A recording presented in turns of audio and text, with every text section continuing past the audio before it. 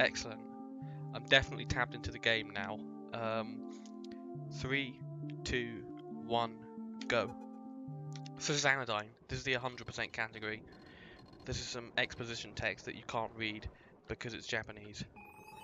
This is the little tutorial section of the game. It teaches you how to go through portals, how to interact with things, how to move around, how to get to your menu. So we go through here, and this is the hub world. It's called the Nexus. This is Sage. He's your sort of mentor throughout the game. This is the first sort of dungeon practice area. It's called Street. We do something there called an entrance warp. It's supposed to take you to the entrance of the dungeon, but for some reason the entrance of the dungeon is set further in than where you spawn in the dungeon in this area. So we use it to get a little past. We go and get the weapon, which is a broom. And now we're going to do a glitch called the wiggle glitch. You can, if you press up or down across the horizontal screen transition, and move across the screen transition 6 times, you can clip into wall tiles, and this works almost anywhere in the game. It's very handy. One of the first things we're going to be doing in this run, despite it being an 100% run, is to beat the game. And the reason for that is because in Anodyne, after you beat the game, you unlock the ability to use a power-up called the swap upgrade anywhere you want, or almost anywhere you want. And the swap upgrade lets you rearrange the tiles on the map of the game. So the developers sort of intended you to detour around the world and find hidden things.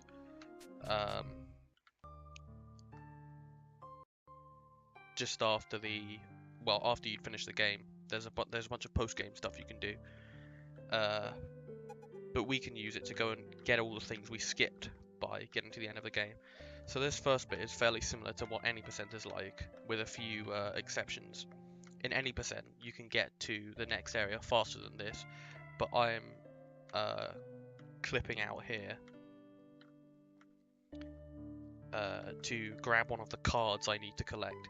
So in the 100% category, I need to collect 37 cards out of 48, the 37 main game cards that you can get. I also need to collect all of the 12 possible health upgrades, and I also need to collect every broom upgrade, of which there are 3.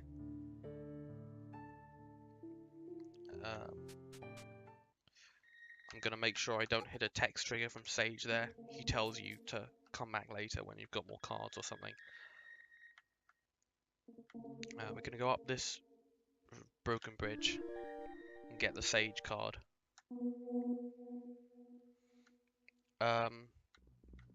It's not all 48 because the other 11 are post-game cards. You can only access them after you've beaten the game and unlocked the swap upgrade. So they are counted as a separate thing that is not within the 100% counter of the standard game progression. We've just entered a parallel universe, by the way. Parallel universes exist infinitely to the east and west of the main universe, with 1 tile of vertical displacement per PU. They have this weird effect on the screen. There are no objects in them, so we just skip the boss fight.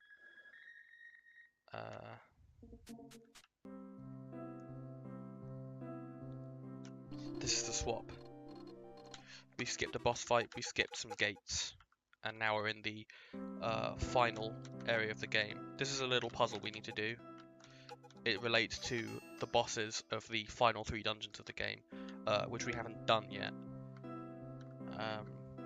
Instead of fighting the final boss, we're going to spend perhaps about 1.5 minutes, I'm not sure, wiggling through this area.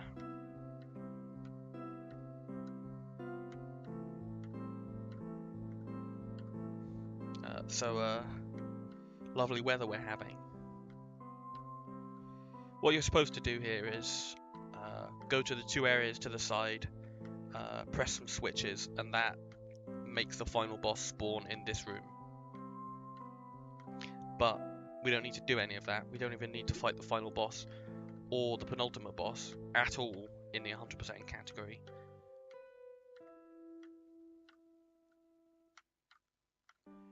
So we're just going to walk past to the last screen of the game.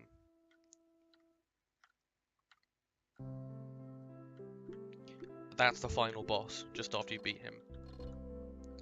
To mash text, I'm holding down C, and I'm also pressing X, the other action button. I'm mashing that, because both of them are advanced text. And so both of them are advanced text, so holding down one makes the text scroll more quickly, and mashing X allows me to make the text box cancel. This is where any percent would end. I'm sorry to hear that, Realm.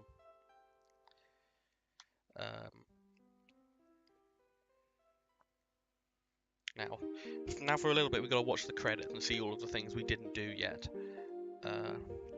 It's all in Japanese, so you can't actually see the names of the enemies that are listed here. You can't see all of the people the devs are thanking. It's all very nice. You get to see all the bosses.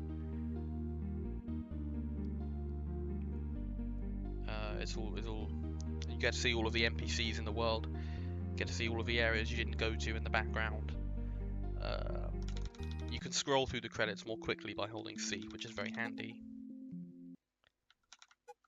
And now because I saved in the woods, and saved at the end of the game as well, I have kept everything that I collected, but I've also respawned back in the woods, so that's handy. We're going to detour a little bit here to get some things that are hidden in the overworld. This is our first health upgrade. Just sort of spawns here. We stand, we collect the health cicada. It does this little animation during which we can't move or do anything. I'm gonna dual mash C and enter.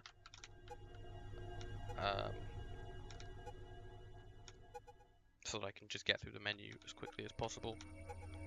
Not really much to it. I think if you don't hear the menu sounds, it might be a frame perfect menu select, but I really don't know. Now I've entered the first dungeon through the back instead of the front. We're going to do an entrance warp to get to the front. Skip a whole section where you have to beat some enemies. Get a card of the slime.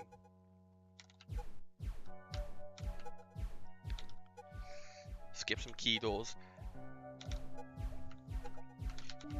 Skip some more enemy killing. And now we're out of bounds. And we're going to enter the boss room through the back. Not in British English, I looked this up.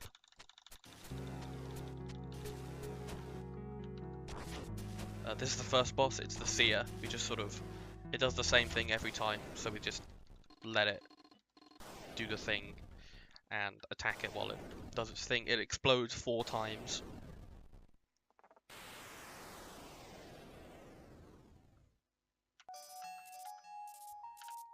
The health upgrade from it appears.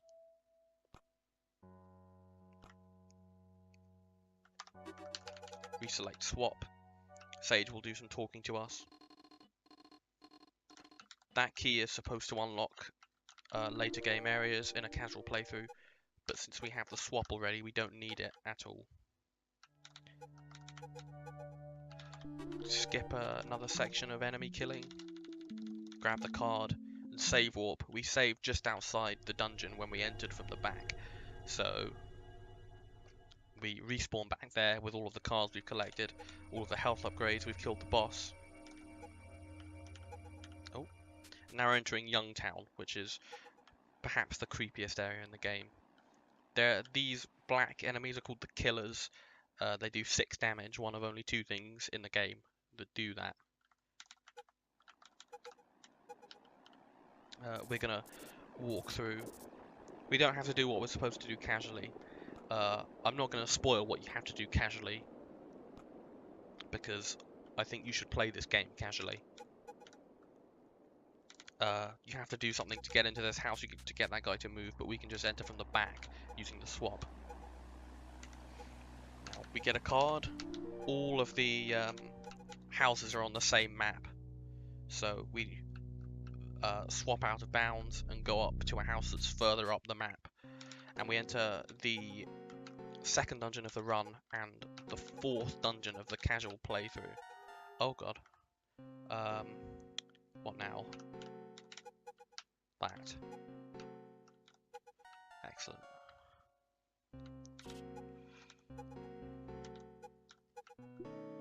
This is the apartment. Nah, you can skip getting hit by that glowing orb, but it's very precise.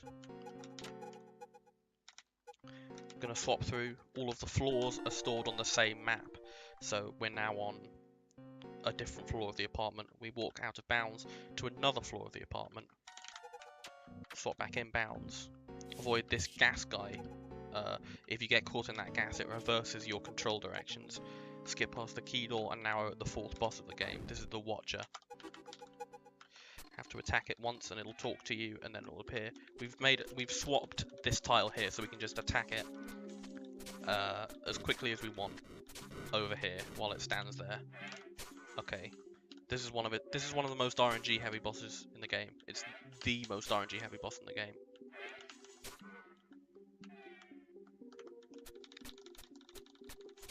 So that was decent RNG.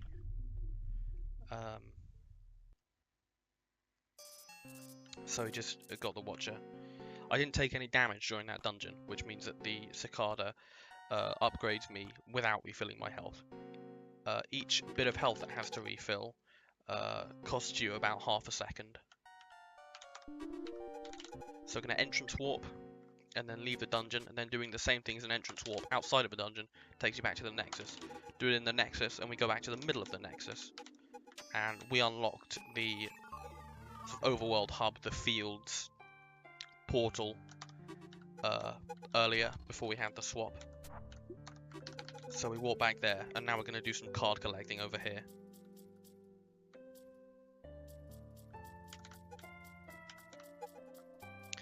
Swap through the barrier. You can walk on dust. You can place it with your broom, and it lets you walk on water. Young cannot swim. As you see, he starts sinking and he'll drown, and he takes a bit of damage every time he drowns. Swap through again, get a card. Swapping through these water tiles is precise. The animated tiles do not update when you swap them, so if you're not careful, you can lose track of which tiles are wall tiles and which are actually water tiles. I'm going to go through. This is the sort of mid-game opener of the game. This area is called Windmill. And this is what you're supposed to do to unlock the second set of 3 dungeons in the game. I'm going to go up the windmill and activate it, because we have to get the card that's in the chest at the bottom.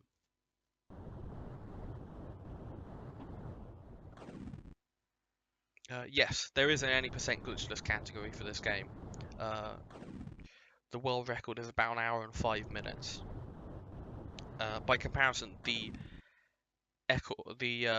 any percent record with glitches is 4 minutes and 56 seconds. Go back down the windmill. Grab the windmill card. Go back out of bounds. We're supposed to unlock this area with the keys that you can collect from the first 3 dungeons, but obviously we don't need them. We're going to walk back out of bounds past the loading zone to the windmill and enter an area called the forest.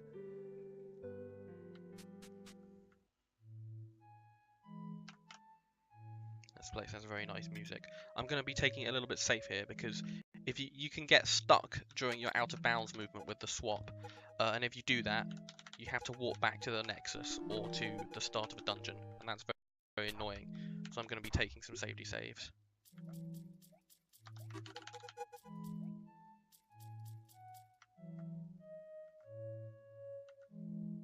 Those bats are called annoyers. Officially, that's not a nickname. That's what they're called in the credits at the end of the game. This is the cliffs area before the third dungeon of the game, the mountain cave. I think the music is some of the best in the game here. Oh, we're going to swap up. And your friend Mitra appears here on her bike. She actually gives you jump shoes which allow you to jump.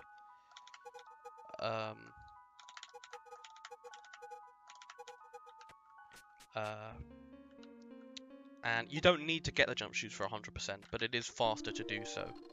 I did a little trick there. While Sage was walking to me, I got close enough to the chest to grab the card. Saves a little bit of time. This is the third boss of the game, the wall.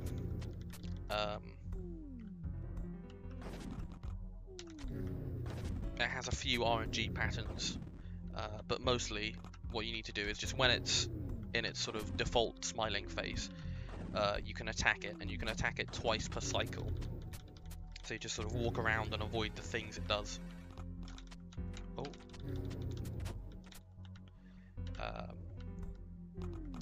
Avoid its hands. Okay, good. Sometimes the game soft locks because the text box doesn't show up after this boss fight. So you have to leave and re-enter the room using the swap. Thankfully that didn't happen because I forgot to make a safety save just before this boss. Now we're going to get our first broom upgrade, well, excluding swap, of the run. We have to attack this dog and try to move past these very slow people. Unlock the gate and get the extend upgrade, which shoots harmful dust. Oh god, shoots harmful dust. This is very precise. Shoots harmful dust 1 tile in front. We're going to jump over that set of stairs and walk out of bounds. That's called door hurdling. You can only do that on the 2 sides of that staircase. We're going to get a card, continue out of bounds, walk to another area of the dungeon.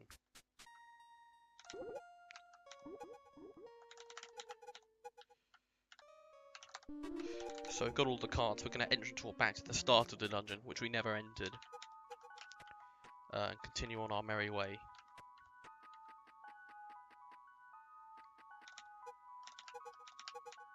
Swap up to a ladder we're not supposed to be able to get to from the bottom. Grab the doggo card.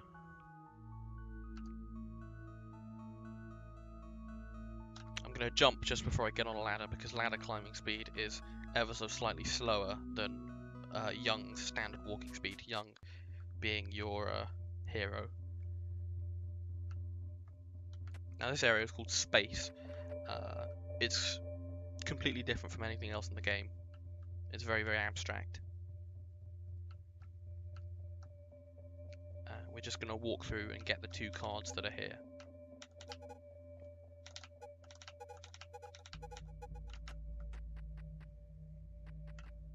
And as soon as I get a card,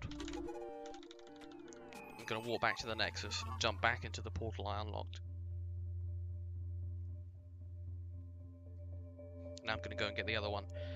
You'll notice that even while the Nexus is sort of loading around you, you can jump back into the portal. The loading animation is completely cosmetic. So if you're facing up towards the portal, you can jump in as soon as you spawn in the Nexus, instead of having to wait for that animation to finish if you're looking a different direction. We can go back up here. skip some of the nicest music in the game because we can entrance warp further into this dungeon, because that outside bit counts as part of the dungeon. This is the hotel. I would say that this game is fairly easy to run, to be honest, as long as you learn how to do the out of bounds movement properly. As long as you learn how to do the out of bounds movement properly, like all the different sequence of button presses, I think it's fairly simple, honestly. We've saved in this dungeon, and now we've grabbed a card and we're going to save warp again. We're going to enter the lift from the side and go to floor 2.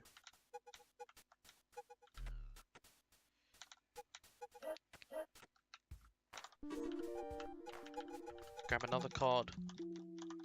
No, I think this game's fairly simple to run. And now we enter floor 1, which is where the boss lives. This boss is the manager. It's kind of creepy. While derusting this game, I found a very consistent way of fighting the manager, which is very handy, because this boss is kind of hard. That was a very, very good first phase. Hopefully the RNG here is favourable. How high the manager moves up this room is RNG. That was excellent. That was very, very good.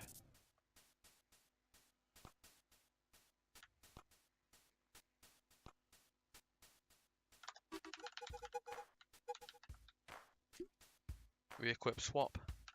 Grab the boss card. Save warp again back here. And now I want to just walk to the Nexus portal and go back here. I'm actually going to go back to Terminal now, which is this endgame area here. We're going to again avoid the text from Sage because the trigger's still there. And we're going to go out of bounds and we're going to go 4 screens down. There are a bunch of map cues for all of these out of bounds sections, which are very handy. I'm going to go to the beach, which is one of the areas that is before the second dungeon of the game. Although it's the second to last in the 100% run.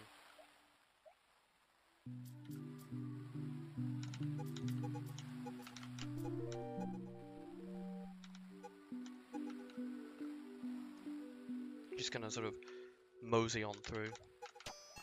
Get through that gate through the side we're not supposed to. Grab the cicada again.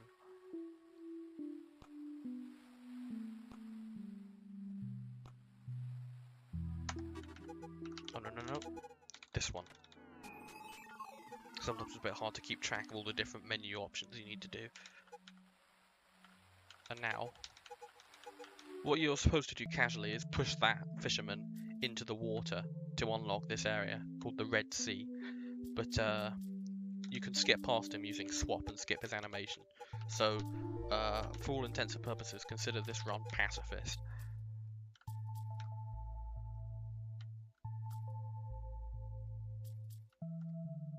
Going to enter the second dungeon of the game, now the Red Cave. This is also where we get our final broom upgrade, the Widen, which shoots harmful dust a tile to the side of your broom and extends your range that way.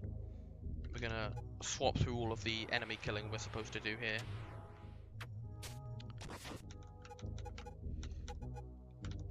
Excellent, okay. Grab a card there. Making sure to avoid the other chest, which just has a key in it. We're going to go to this area, which has a picture of the boss of this dungeon smoking a blunt in it for some reason. I'm not sure how or if you're supposed to be able to get to that area casually, but it's useful in a speedrun.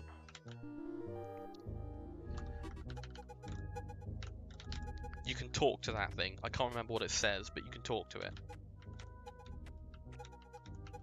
Gonna again enter the boss room through the back, or, well, in this case, through the exit. Now, while I was derusting, I again found a very nice strat for this boss.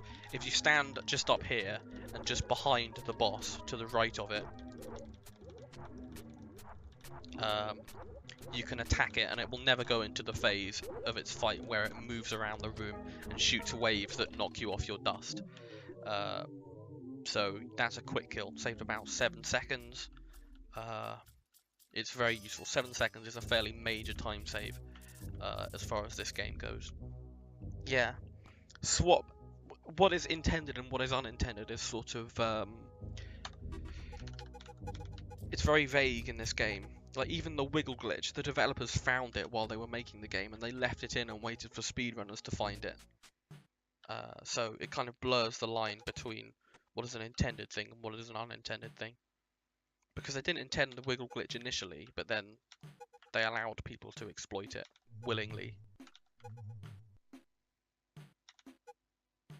But yeah, you can't really consider Out of Bounds on its own a glitch in this game, I don't think. Because there are areas off the map that you're supposed to go to get post-game things in Anodyne. That's our final cicada of the world. Now the last one we have to get is just from a boss. That's my favourite sequence of button presses to get into that Out of Bounds area. That's my favourite sequence of button presses in the game. It's good.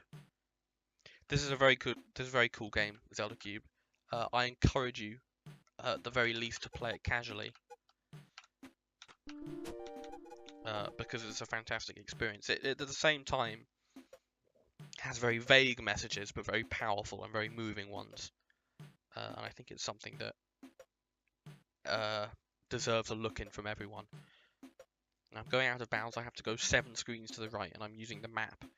When my map square moves right twice, I know I can go down into the final dungeon of the game, both casually and in the speedrun. This is the circus.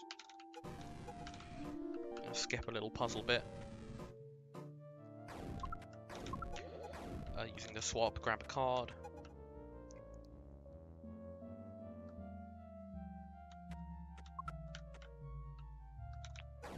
Gonna skip killing these fire annoyers.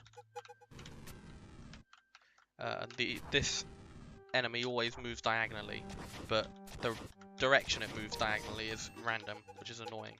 That was a very good fight. Swap through to get the card instead of going round the fire. Also, when the clowns explode... Oh, wrong button. I wasn't thinking for a minute, silly me. That's fine. When they explode, they shoot off in a random direction. And often hit you, and cause you to take damage. Which is annoying. Although you can hit them in the air. That was an excellent fight.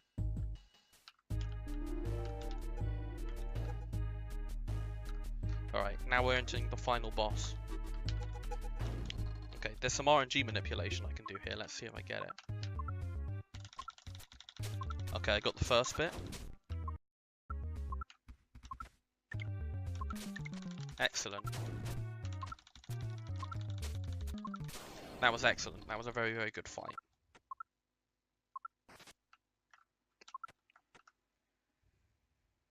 Alright, I'm possibly on world record pace.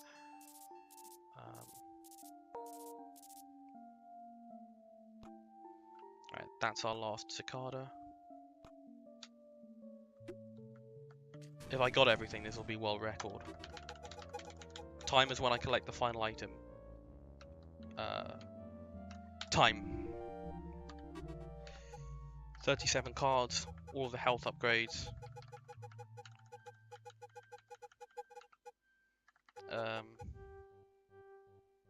Oh no.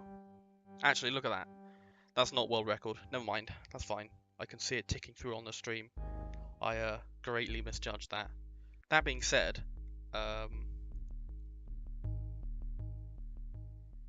it would still be second place if it were anyone else running it. So that's not bad. I did collect everything. I collected all of the broom upgrades. Collected all of the 37 cards I need. I collected all of the health upgrades. That's everything.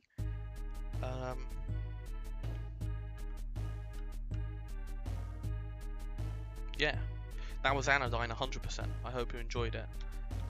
Here's a little secret for you. this shows you where you're supposed to put this this dungeon's block in the color puzzle at the end of the game. That's very handy. You can actually use swap in this room before unlocking it for the end of the game. Yes, that was time. But I'll go back in the. Okay, thank you. 28:43, something like that. That's okay. I'll go back and figure out what the time was, and I will let everybody know.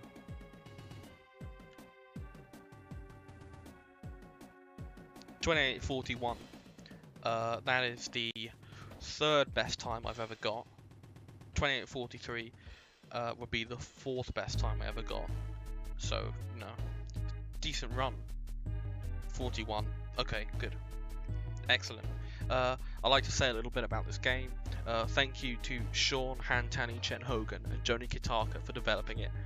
Analgesic Productions. Look them up on Steam. They're great. They have this game and they have Even the Ocean. I really encourage you to play this game and Even the Ocean casually. They're both beautiful experiences for different reasons.